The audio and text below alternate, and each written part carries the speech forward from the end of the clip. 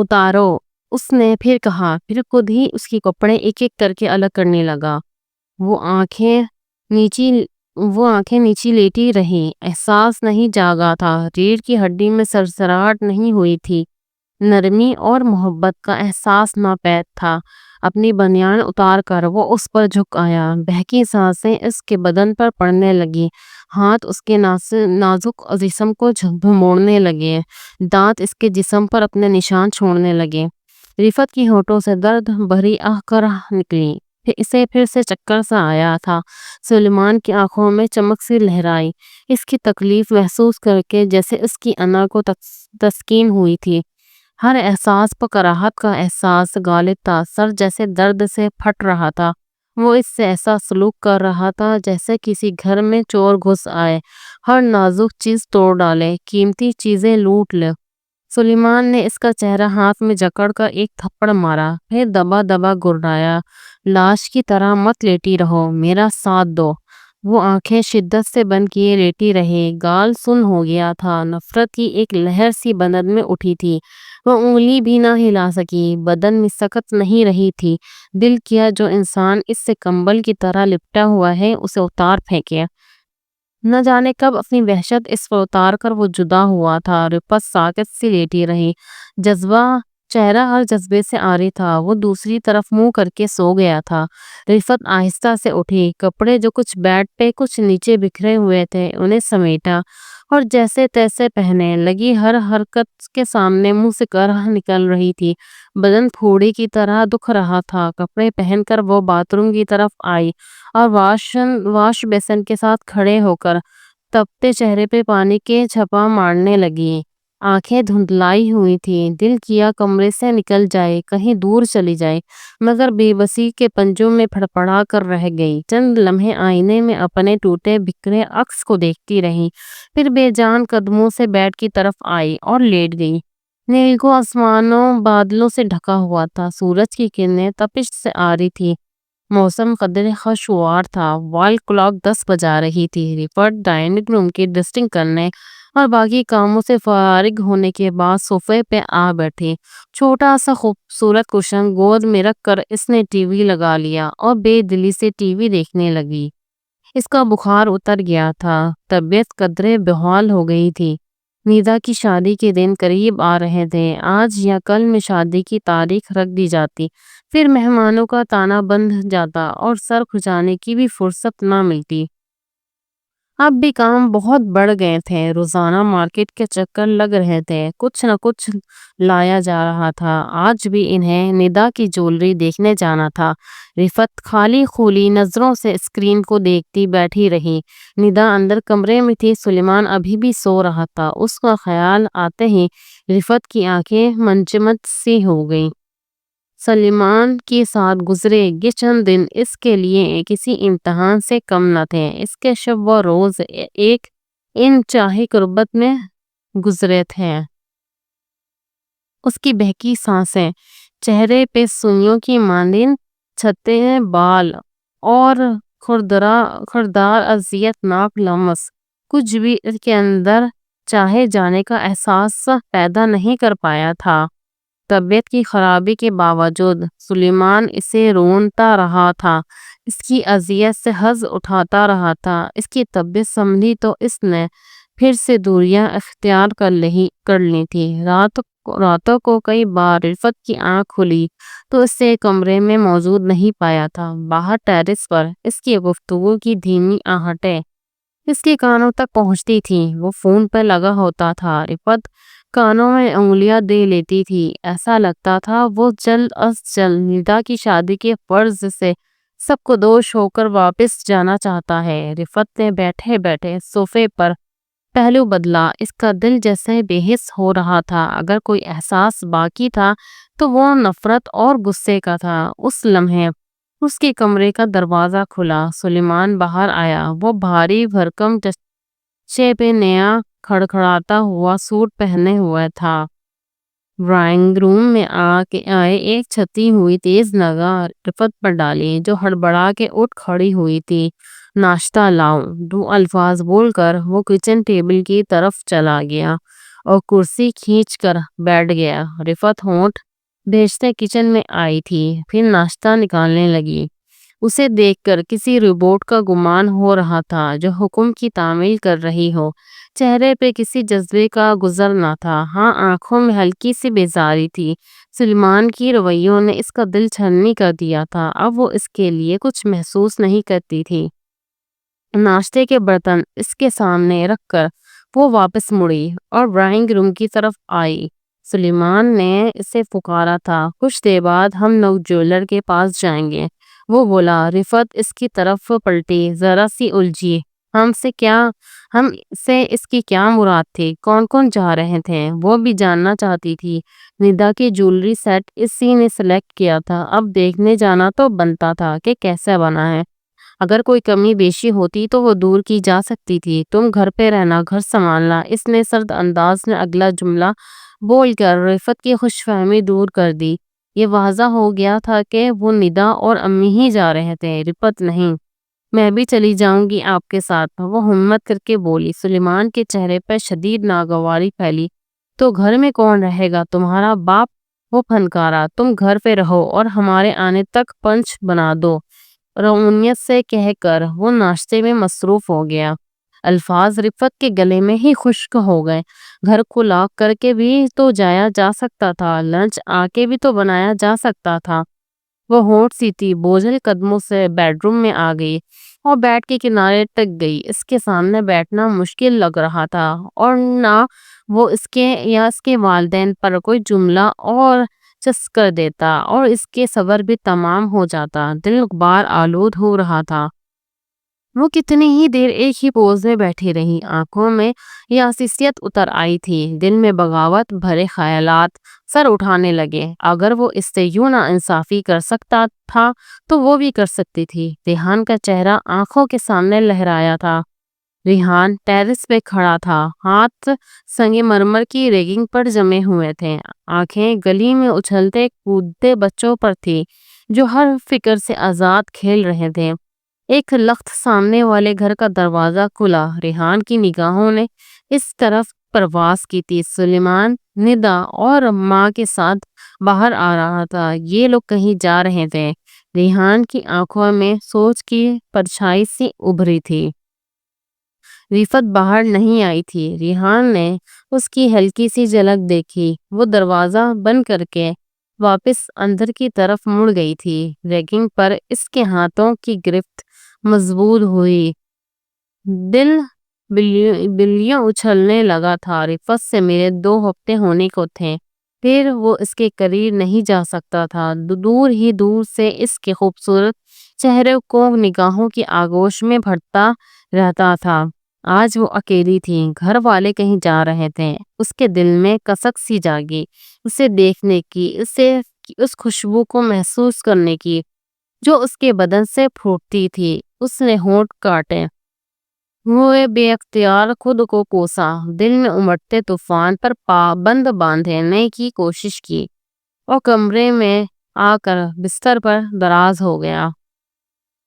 بے چینی سی طاری ہو رہی تھی، دل تھا کہ اسے اکسا رہا تھا، اس سمت جانے پر آمادہ کر رہا تھا جہاں وہ محجبین رہتی تھی۔ کچھ دیر وہ یوں ہی بستر پر دراز آنکھوں پہ کلائی رکھے لیٹا رہا، اپنے آپ سے لڑتا رہا، پھر اٹھ بیٹھا اور چھت پر آ گیا۔ دونوں گھروں کے درمیان بمشکل 4 فٹ کا فاصلہ حائل تھا جسے عبور کرنا کچھ مشکل نہ تھا۔ وہ ہونٹ بھیجے کھڑا رہا، پھر تائقانہ نظروں سے ارد گرد دیکھا۔ اطراف میں موجود گھروں کی چھتیں نظر آئیں، وہاں کوئی بھی موجود نہیں تھا، سب لوگ گھروں کے اندر تھے۔ اس نے احتیاط سے ایک پیر اپنی طرف کی منڈیر پر رکھا، دوسرا سامنے کی دیوار پر رکھا اور بے آواز چھت پر اتر گیا۔ پھر دھیرے قدموں سے چلتا سیڑھیوں کی طرف آیا اور اترنے لگا، معلوم نہیں کہاں ہوگی وہ، اس نے سوچا۔ سانس ہلکی سی بے ترتیب ہوئی تھی، آرام آرام سے سیڑھیاں اترتا وہ نیچے آیا۔ آخری سیڑھی پہ قدم رکھتے ہی کچن کی طرف سے مدھم آواز آئی تھی، جیسے برتن رکھے گئے ہوں یا اٹھائے گئے ہوں۔ اس گھر کا نقشہ اسے ازبر تھا۔ آواز کا تعاقب کرتے ہوئے وہ کچن کی طرف آیا اور دروازہ بند کیا۔ آنکھیں اس پر جم گئی۔ وہ دوسری طرف منہ کیے کچن کاؤنٹر کے پاس کھڑی تھی۔ اس کے ہاتھ چل رہے تھے، شاید کچھ بنا رہی تھی۔ وہ گرے کلر کی شرٹ اور گھیرے دار شلوار پہنے ہوئے تھی۔ دوپٹہ موجود نہیں تھا۔ لمبے ریشمی بال پونے کی قید کاٹ رہے تھے۔ اس نے ایپرن باندھ رکھا تھا جس کی گستاخ ڈوریاں اس کے موزوں کمر کو سختی سے جکڑے ہوئے تھی۔ اس کے سڈول کولوں کی جان لیوا ابھار لباس کے اندر سے اپنے موجودگی کا پتہ دے رہے تھے۔ ریحان کی آنکھیں گستاخیوں پر اتر آئی۔ بے خود ہو کر وہ اس کی طرف آیا، اس کے عین پیچھے کھڑے ہو کر آہستہ سے اس کے گرد اپنے بازو کا حصار قائم کر دیا۔ رفعت جو اس کی موجودگی سے بے خبر تھی، اس اچانک افتاد پر حواس باختہ ہوئی تھی۔ منہ سے ہلکی سی چیخ نکلی، پھر تڑپ کر دور ہونا چاہا۔ میں ہوں۔ ریحان نے اس کے کان کے پاس خمار آلود سرگوشی کی تھی۔ ریحان تم۔ رفعت کے ہونٹوں سے اتنا ہی نکل سکا۔ اس کا وجود سا سن ہو گیا تھا اسے یہاں موجود پا کر۔ ہاں، وہ اس کی پشت کو سینے سے لگائے کھڑا تھا، کمر پہ گرفت اب بھی قائم تھی، ہونٹ اس کی گردن پہ رینگنے لگے۔ چھوڑو مجھے پلیز۔ اس نے خود کو چھڑوانے کی سعی کی، دل جیسے سینے سے باہر آنے کو تھا۔ ریحان، میرا شوہر آ جائے گا، اس نے جیسے التجا کی تھی۔ وہ سلیمان سے نالاں تھی مگر خوفزدہ بھی۔ کوئی نہیں آئے گا، میں نے انہیں جاتے ہوئے دیکھا تھا۔ آہستہ سے بولتا وہ اس کی گردن کا پور لبوں سے چھو رہا تھا، ہاتھ اس کے ہموار پیٹ پر جمے ہوئے تھے۔ پھر اس کی قمیض اوپر کر دی اور دہکتے ہوئے ہونٹ عقب اس کے موزوں کمر پر سفر کرنے لگے۔ وہ یوں ہی اس کے نرم و نازک وجود کو بازو میں اٹھا کے ڈرائنگ روم کی صوفے کی طرف لایا۔ ڈرائنگ روم کا صوفہ ان دونوں کا بستر بن گیا۔ سارے خیال رفعت کے ذہن سے اوجھل ہو گئے تھے۔ شوہر نے جو خلا چھوڑا تھا اسے کوئی اور پر کر رہا تھا۔ ریحان نے اسے صوفے پہ لا گرایا، پھر اسے اپنے وجود سے ڈھانپ لیا۔ وہ اس کے ہونٹوں کو باری باری اپنے ہونٹوں میں لے رہا تھا اور دونوں ہاتھ قمیص تلے اس کے جوان بدن سے گستاخیوں میں مصروف تھے۔ رفعت کی حالت غیر ہونے لگی۔ گھر میں ہر طرف سناٹا تھا، بس ان دونوں کی بہکی بہکی سانسیں ماحول میں دھیما سا ارتعاش پیدا کر رہی تھیں۔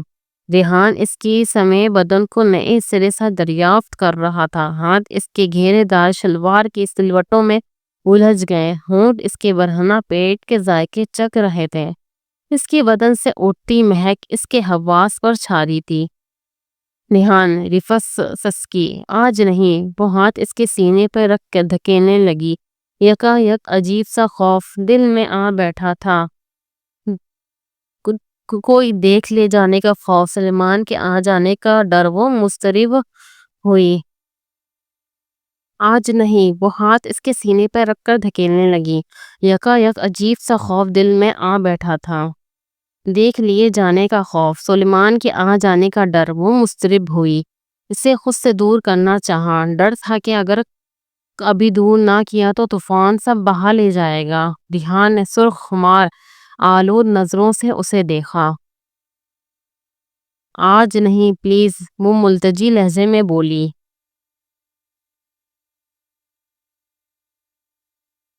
ریحان نے گہری سانس لی، پھر جھک کر اس کے لبوں کا طویل بوسہ لیا اور الگ ہونے لگا۔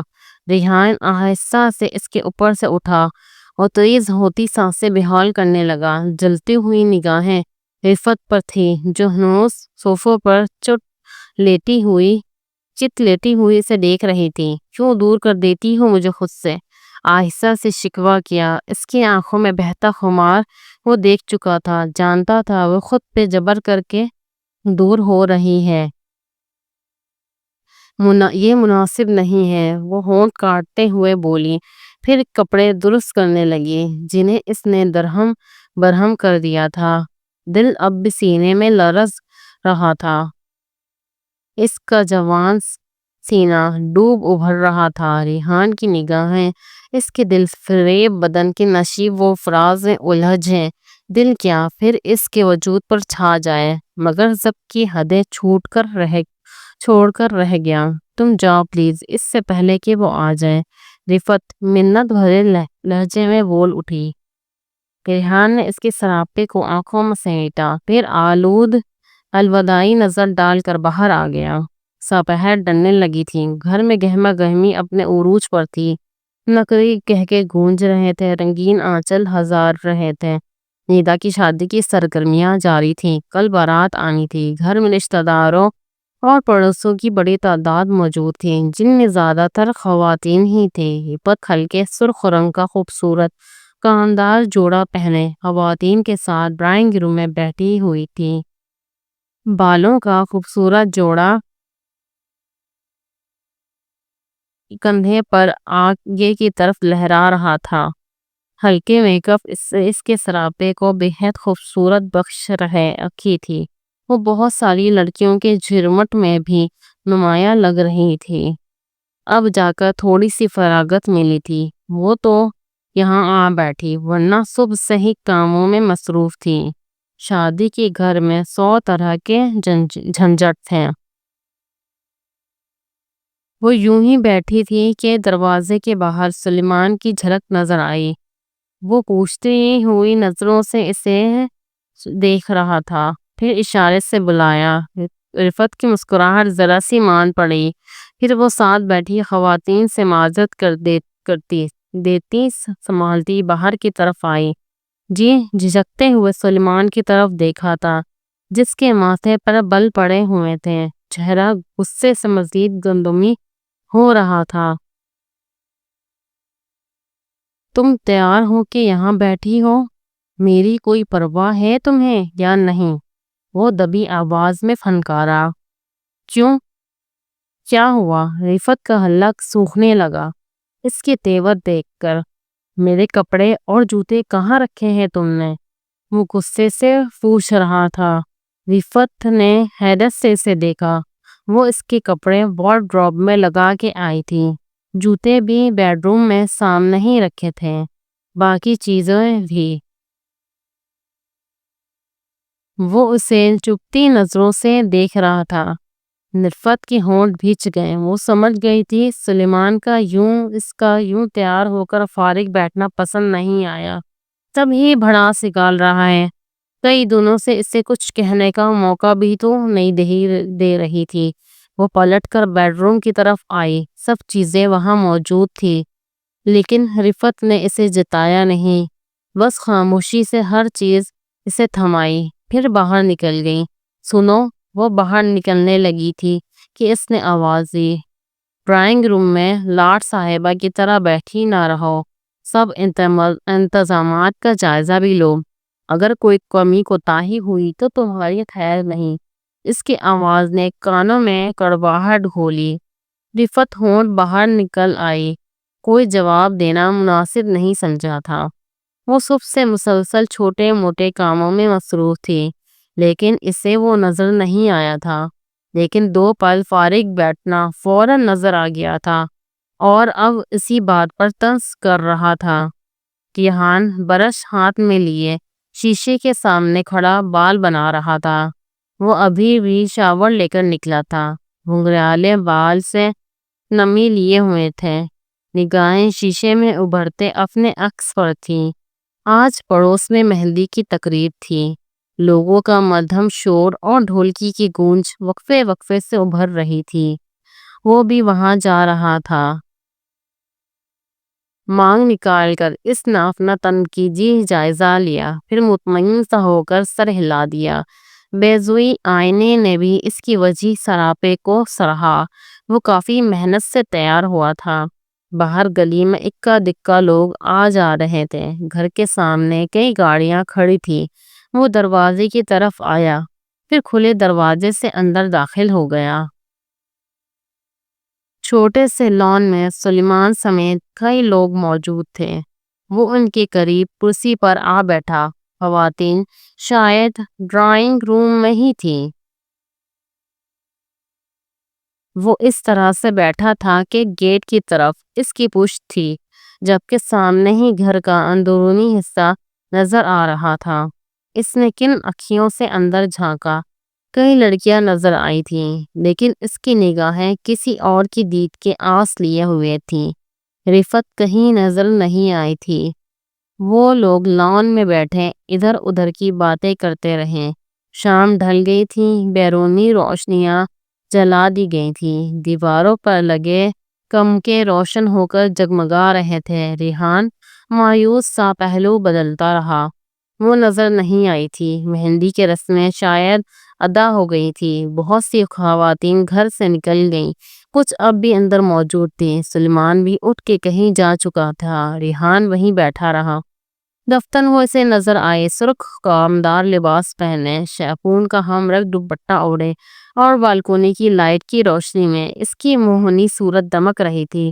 سچ سچ کر چلتی باہر آئی، پھر سیڑھیاں چڑھتی دوسری منزل پر چلی گئی۔ ریحان کی نگاہوں نے قدم قدم پر اس کا تعاقب کیا تھا۔ اس نے ریحان کو نہیں دیکھا تھا، شاید جلدی میں تھی۔ ریحان بیٹھے بیٹھے بے چین ہوا، ادھر ادھر دیکھا، کوئی آس پاس موجود نہیں تھا۔ چند لمحے یوں ہی بیٹھا، دل میں اٹھتی کشمکش سے لڑتا رہا، پھر اٹھا اور سیڑھیوں کی طرف آیا۔ وہ تیزی سے سیڑھیاں چڑھتا اوپر آیا۔ اوپر بس ایک ہی کمرہ تھا۔ یہ کمرہ اکثر بند رہتا تھا۔ ریحان نے کبھی اسے کھلا نہیں دیکھا تھا، شاید آج اسے مہمانوں کے لیے کھولا گیا تھا۔ وہ شاید اندر تھی۔ دروازہ کھلا ہوا تھا۔ وہ اس طرف آیا اور دہلیز پر رک سا گیا۔ قدم تھم سے گئے تھے۔ وہ سامنے ہی دوسری طرف منہ کیے کھڑی تھی۔ یہ بیڈ روم کی طرز پر سجایا گیا کمرہ تھا۔ ایک طرف مصحری پڑی ہوئی تھی، سامنے ہی چند صوفے دھرے تھے جن کے آگے شیشے کی تپائی تھی۔ کمرے میں لائٹ کی روشنی پھیلی ہوئی تھی۔ رفعت وارڈروب کے سامنے کھڑی اس کے پٹ کھولے کچھ ڈھونڈ رہی تھی۔ ریحان کی نگاہیں اس پر ٹھہر گئیں۔ وہ سرخ شرٹ اور سفید پاجامے میں تھی۔ ریشمی بالوں کی چوٹی کمر پہ کنڈلی مارے ہوئے تھی۔ فٹنگ کی دیدہ زیب شرٹ نے اس کے موزوں کمر کو تھام رکھا تھا، اور صحت مند پھولے پاجامے کی سختیوں سے کسمسا رہے تھے، جیسے احتجاج کر رہے ہوں۔ ریحان کی سانسیں بے ترتیب ہونے لگی۔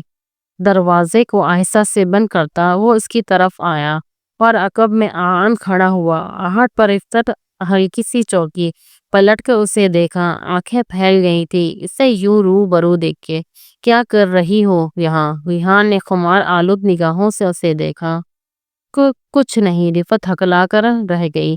تم کیوں آئے ہو یہاں؟ اس نے پوچھا۔ ویسے ہی۔ وہ اس کے قریب ہوا۔ تمہیں اوپر آتے دیکھا تو میں ابھی آ گیا۔ اس کی آواز بھاری ہو رہی تھی۔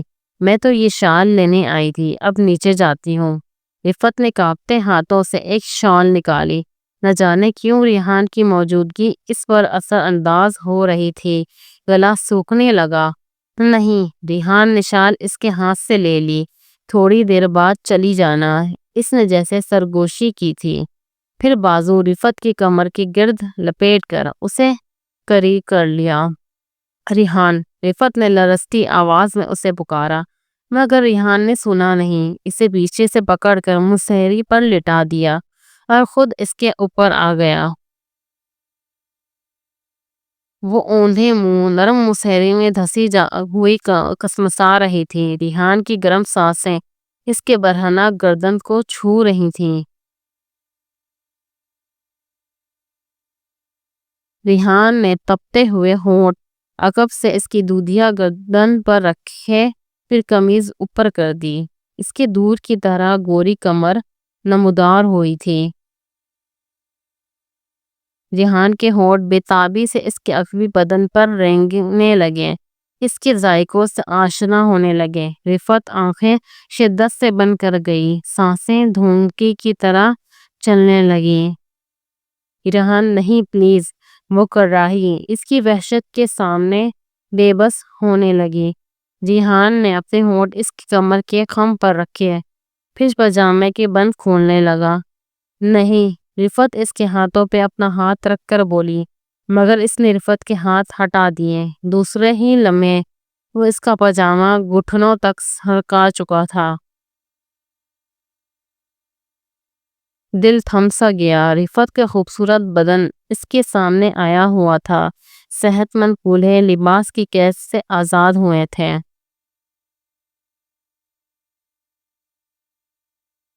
ریحان کو اپنی سانسیں رکتی ہوئی محسوس ہوئی۔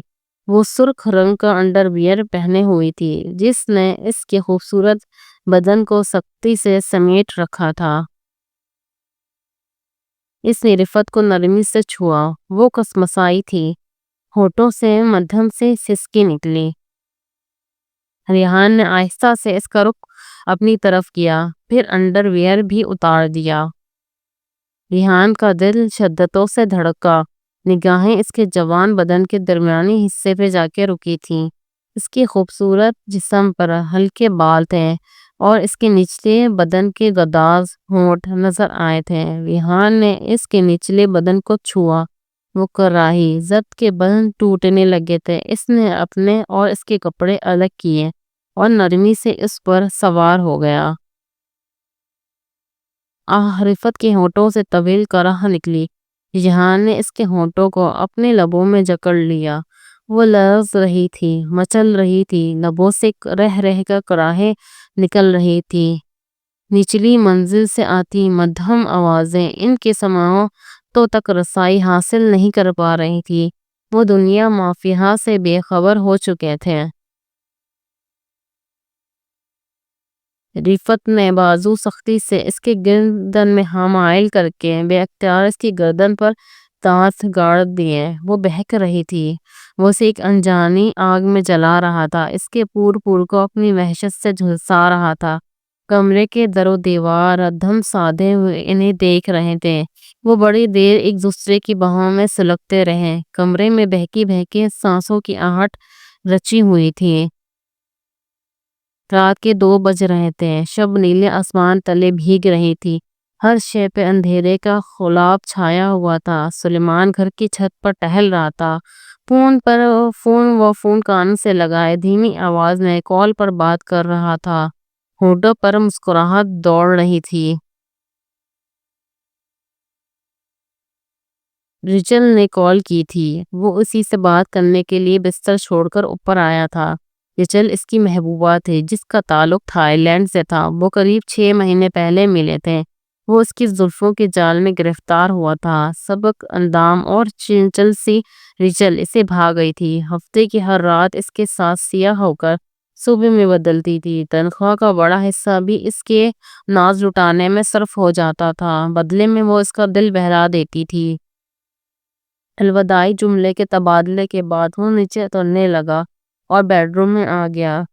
رفعت کروٹ کے بل یا مل لیٹی ہوئی تھی۔ اس نے نخوت بھری نگاہ اس پر ڈالی اور اس کی طرف فش کر کے لیٹ گیا۔ رفعت میں اس کی دلچسپی نہ ہونے کے برابر رہ گئی تھی۔ وہ خوبصورت تھی، مگر جو بات ریچل میں تھی وہ رفعت میں کہاں تھی؟ ریچل کو دل لبھانے کے سارے گن آتے تھے، اس نے سوچا اور مسکرایا۔ آج مہندی کی تقریب تھی، نیدا کی شادی کروا کے وہ جلد از جلد مسقط روانہ ہونا چاہتا تھا۔ ان لمحوں میں وہ بھول گیا تھا کہ ہر رشتے کے کچھ تقاضے ہوتے ہیں جنہیں اگر پورا نہ کیا جائے تو رشتوں میں دراڑیں آ جاتی ہیں، چور راستے نمودار ہو جاتے ہیں۔ رشتوں کی شجر گو اگر محبت کی پانی سے سینچا جائے تب ہی وہ پھیلتا پھولتا ہے۔ رشتوں میں بگاڑ کا بڑا سبب نامناسب رویے ہوتے ہیں۔